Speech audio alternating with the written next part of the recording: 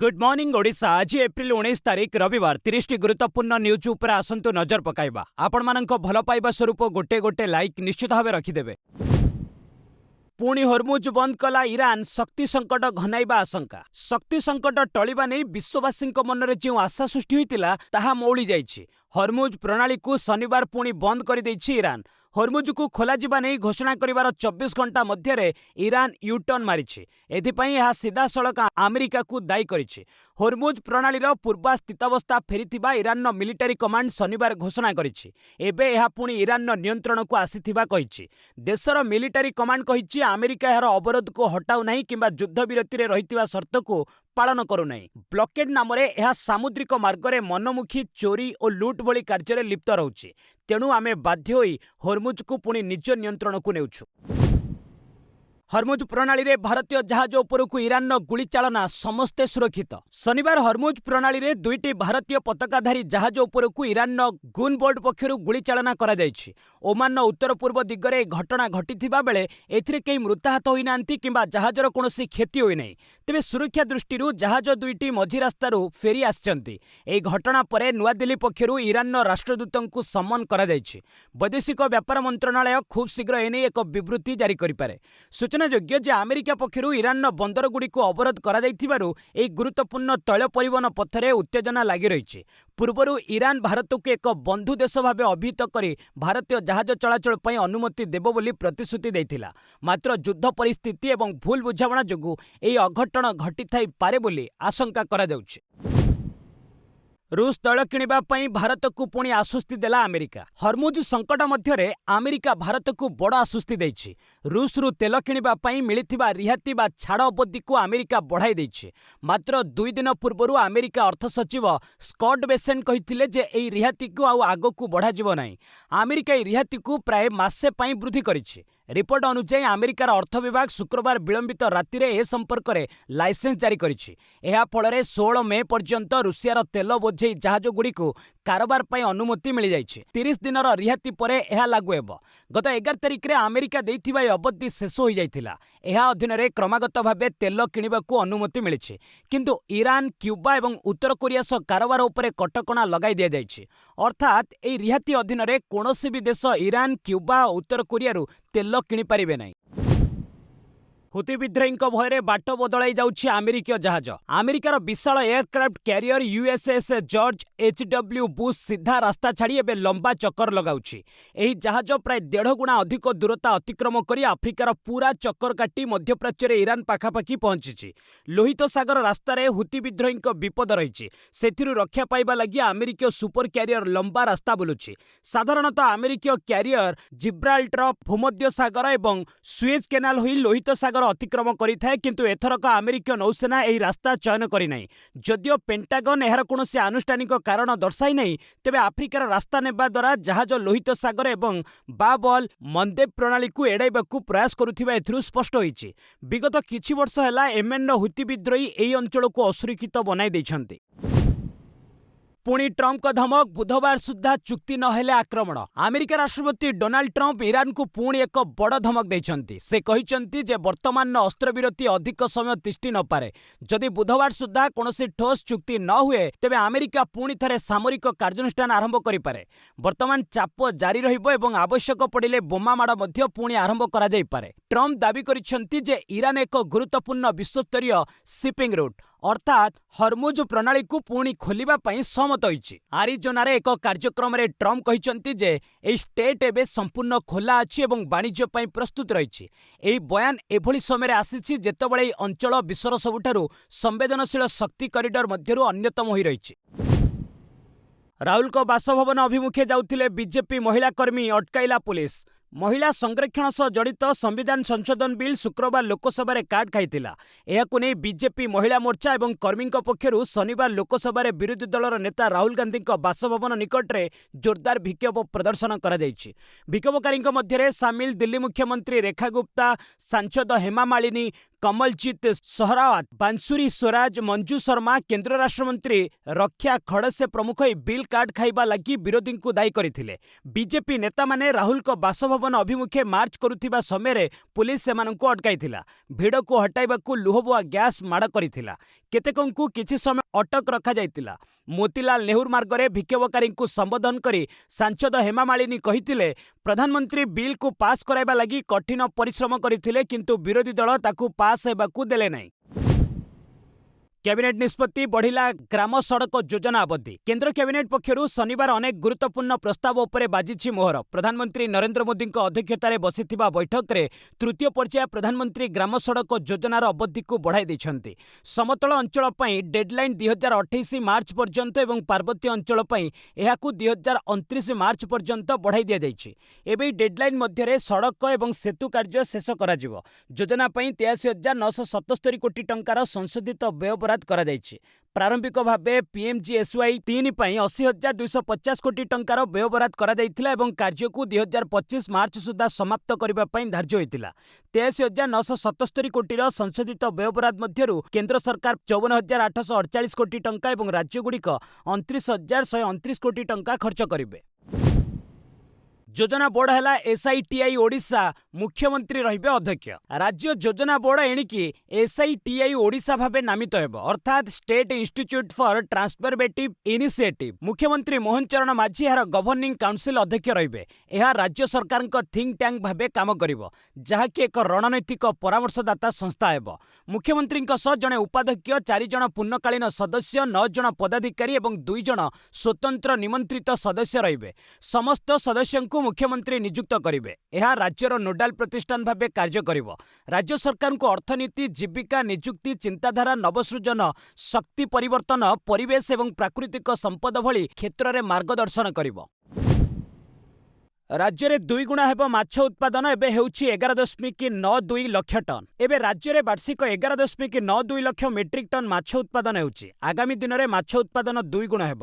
एथिपई राज्य सरकार योजना करिसंति। जिला मत्स्य अधिकारी समीक्षा बैठक रे कहिसंति मत्स्य और प्राणी संपद विकास मंत्री गोकुलानंद मल्लिक। एही अवसर में मुख्यमंत्री मत्स्यजीवी कल्याण योजना, प्रधानमंत्री मत्स्य संपद योजना और मुख्यमंत्री कृषि उद्योग योजनार समीक्षा करा जायतिला। ओडिशा एबे माछ उत्पादन और सामुद्रिक खाद्य रप्तानी क्षेत्र एक अग्रणी राज्य भावे परिचित होइछि। आगामी वर्ष सुधा माछ उत्पादन को 2 गुण करने लक्ष्य धार्य करा जाइछि। एहा ओडिशा सरकार विजन 2036 अनुଯାयी राज्य को मत्स्य उत्पादन में आत्मनिर्भरशील करने सह एक अग्रणी और समृद्ध ओडिशा गठनर संकल्प को साकार करिवो। 15 सहर 40 डिग्री उपरे आउ 6 जिले में स्कूल छुट्टी। ग्रीष्म प्रभाव को दृष्टि रखी शुक्रवार 3 जिलार जिलापाल आगुआ स्कूल छुट्टी घोषणा करथिले। शनिवार आउ 6टी जिलार जिलापाल स्कूल छुट्टी घोषणा करिसंति। राज्यर मोट 9टी जिले में स्कूल छुट्टी होइछि। नुआपड़ार 21 तारिख जाए स्कूल छुट्टी घोषणा करा जाइछि। संबलपुर, झारसुगुड़ा, बौद्ध जिले में 22 तारिख और मयूरभंज जिले में 23 तारिख जाए छुट्टी करा जाइछि। नवरंगपुर जिले में 20 तारिख रु परवर्ती आदेश पर्यंत स्कूल छुट्टी घोषणा करा जाइछि। एही समय समस्त अंगनवाड़ी, स्कूल, कॉलेज और वैषयिक शिक्षानुष्ठान बंद रहिबो। एने समस्त शिक्षानुष्ठान को चिठी करा जाइछि। छुट्टी समय आगरु स्थिर होइतिबा परीक्षा बातिल कराजिबो नाही बरं सकाळ समय परीक्षा कराजिबो। सूचनायोग्य राज्यर 15 सहरर तापमात्रा 40 डिग्री उपरे रहुछि। एही ग्रीष्म लहरी जारी रहिबो।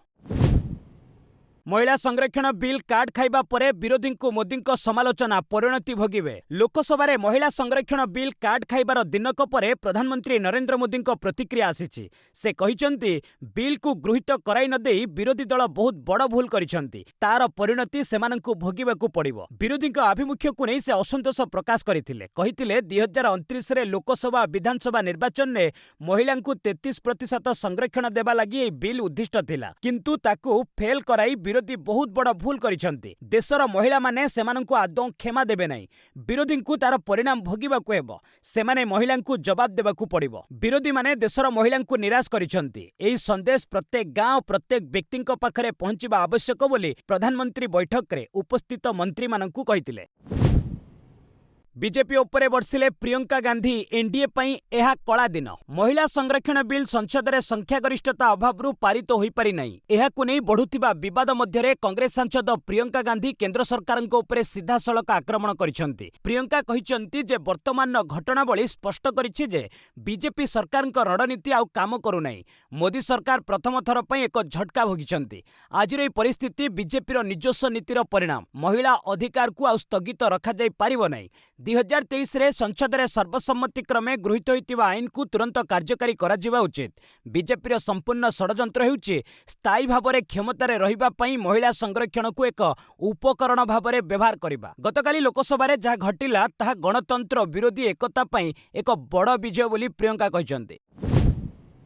सीसी को चिठी लेखिला टीएमसी। पश्चिमबंग में बीजेपी प्रार्थी पाम्पलेट बांटुछंती सीआरपीएफ जवान। आसंता 23 तारिख में पश्चिमबंगर प्रथम पर्याय विधानसभा निर्वाचन अनुष्ठित हेबो। सेथिलागि राज्य में राजनीतिक पाणीपाग बेस उष्म रही। एभली समय ममता बानार्जी नेतृत्वाधीन टीएमसी दल एक गंभीर अभियोग आनिछि।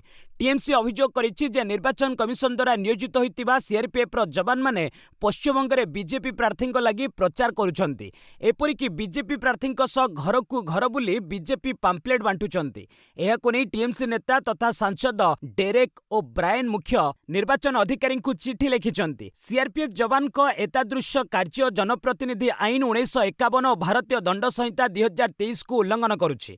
सेमानंक विरुद्ध रे दृढ़ कार्यानुष्ठान निया जाउ बोली डेरेक चिठी रे उल्लेख करिछंती। से प्रमाण स्वरूप एहार एक वीडियो मध्य जारी करिछंती।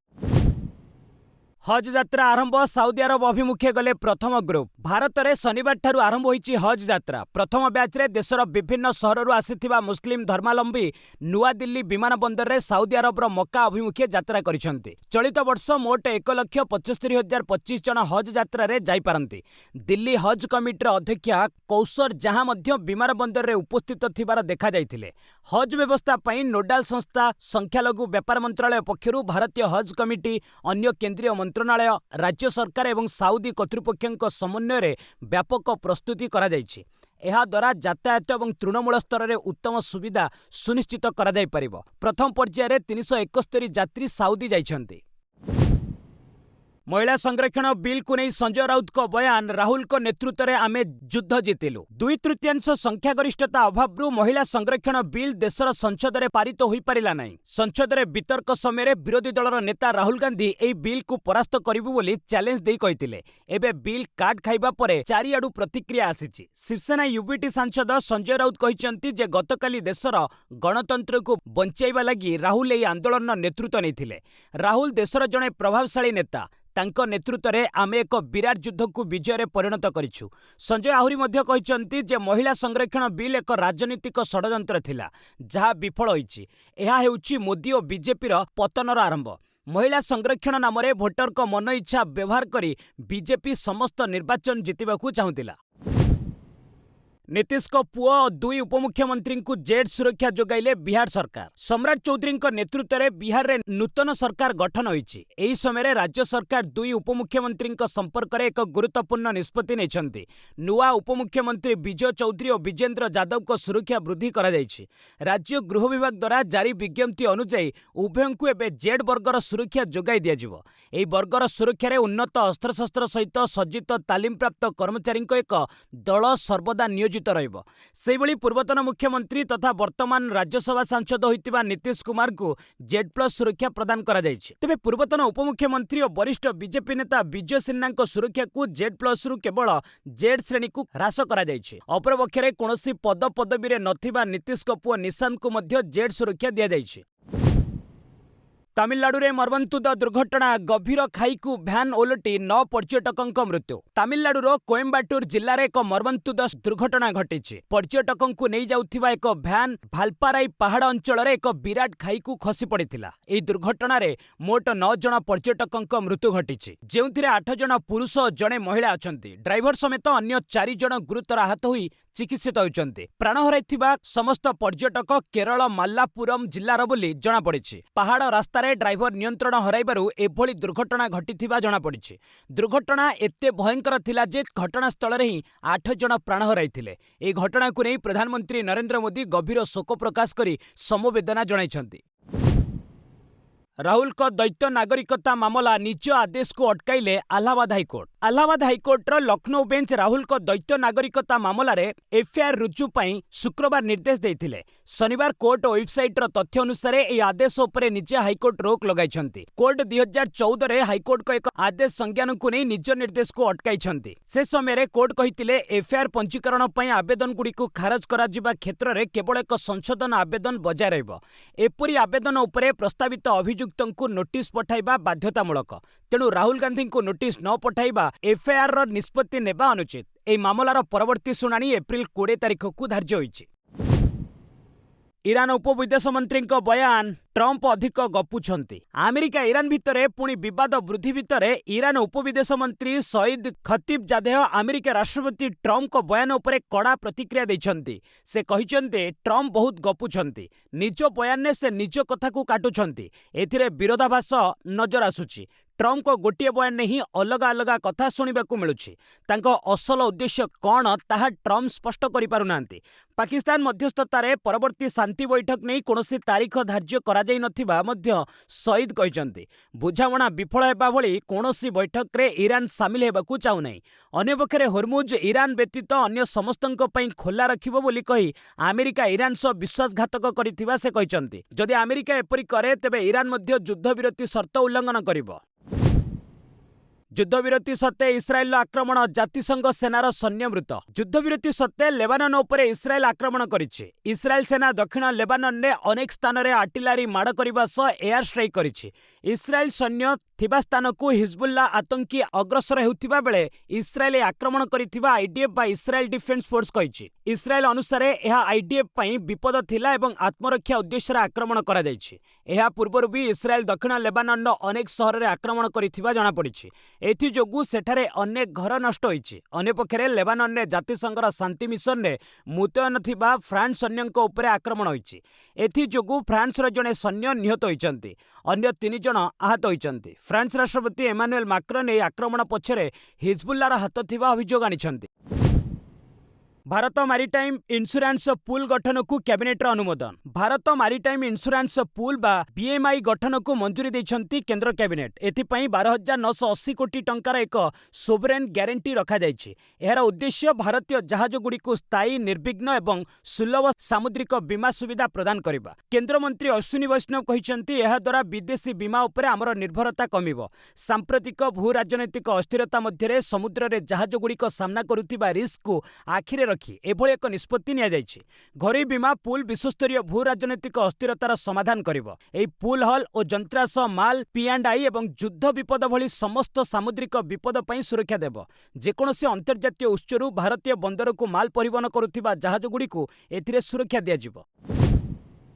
मेटा कंपनी 16,000 कर्मचारी छटई एआई उपरे गुरुत्व देवे जुकरबर्ग। फेसबुक एवं इंस्टाग्राम रो मालिकाना संस्था मेटा एक बड़ धरणर कर्मचारी छटई पई प्रस्तुत होउछि। 2026 मसिया मध्यरे कंपनी प्राय 16,000 कर्मचारी को बाहर करि पारे। एही प्रक्रियार प्रथम पर्याय आसंता मे 20 तारिख रु आरंभ हेबो, जेउथिरे प्राय 8,000 कर्मचारी चाकरी हराइबे। कंपनीर मुख्य मार्क जुकरबर्ग एबे आर्टिफिशियल इंटेलिजेंस एवं ऑटोमेशन उपरे अधिक निवेश करुछन्ति। कंपनीर कार्यदक्षता बढ़ाइबा एवं परिचालना खर्च कमाइबा पई एही पदक्षेप निया जायछि। पूर्वरु 2022 एवं 2023 रे मध्य मेटा हजार हजार कर्मचारी को छटई करिथिला। केवल मेटा नुहे, अमेजन भली अन्य एक बड़ टेक कंपनी गुड़िक मध्य एआई को आपणाइबा सह कर्मचारी संख्या कमाउछन्ति। एही घटना एबे सारा विश्वर आईटी क्षेत्र में चिंता बढ़ाइछि। केंद्र सरकारी कर्मचारी बढ़िला महंगा भत्ता। केंद्र सरकारी कर्मचारी खुशी खबर। केंद्र कैबिनेट सेमानंक महंगा भत्ता 2% वृद्धि करने को निष्पत्ति नेछन्ति। एहा केंद्र सरकारी कर्मचारी महंगा भत्ता 58% रु 60% को वृद्धि करिवो। एहा द्वारा 1 कोटी रु अधिक कर्मचारी और पेंशनभोगी उपकृत हेबे।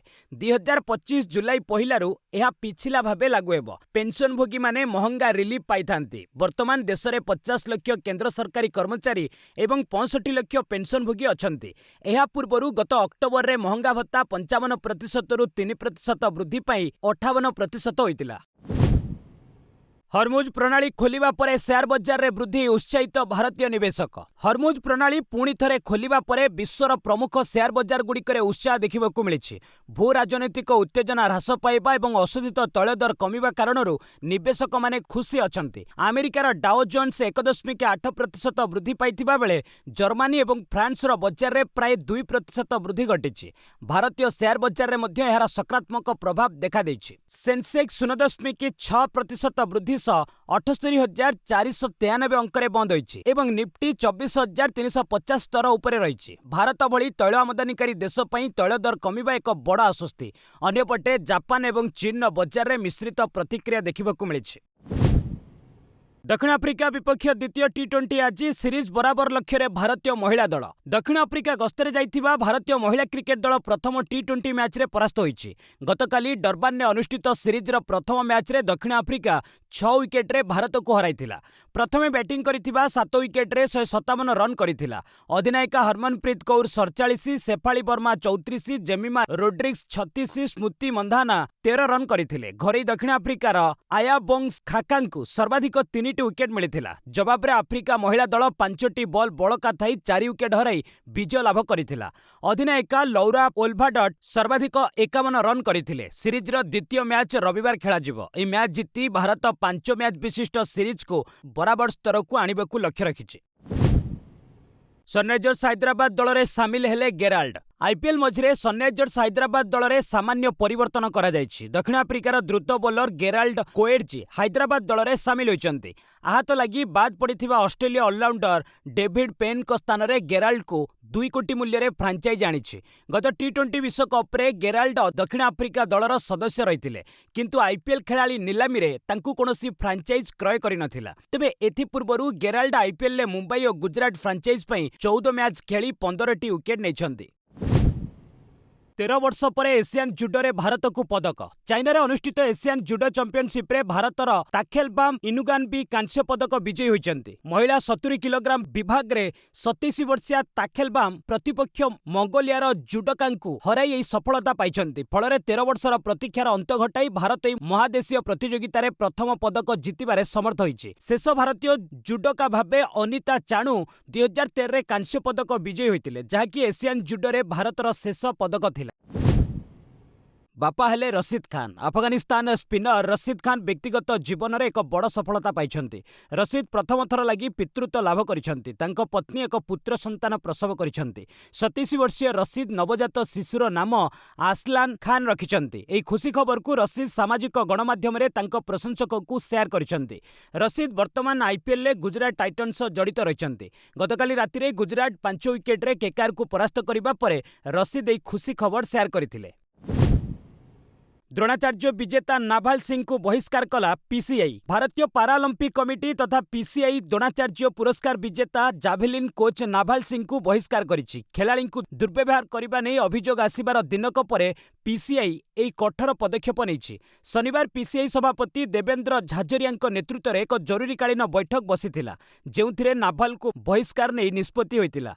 प्रकाशयोग्य 2 थरर पारालंपिक पदक विजेता जाभलिन थ्रोयर सुमित आंटिल गतकाली नाभाल विरोध में निर्यातना अपमानजनक भाषा व्यवहार भली गंभीर अभियोग आनिथिले। सुमित कहिथिले जे नाभाल मद्यपान करंती एवं आमको गाली देबा सह आम परिवार को एथिरे टाणंती।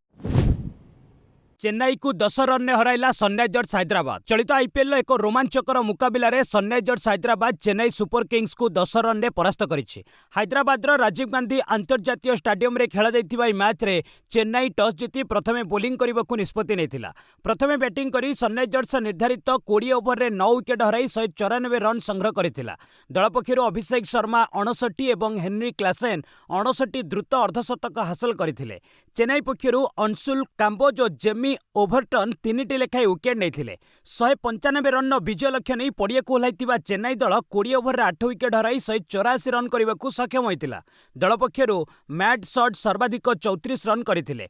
हैदराबाद पक्षरु एहसान मालिंगा घातक बोलिंग करी 3टी विकेट अख्तियार करी दल को विजयी कराइथिले। बस आज पई एट रखिबा, पुणी नै आसीबी लेटेस्ट अपडेट। से पर्यंत विदाय नउची। जय हिंद, जय भारत।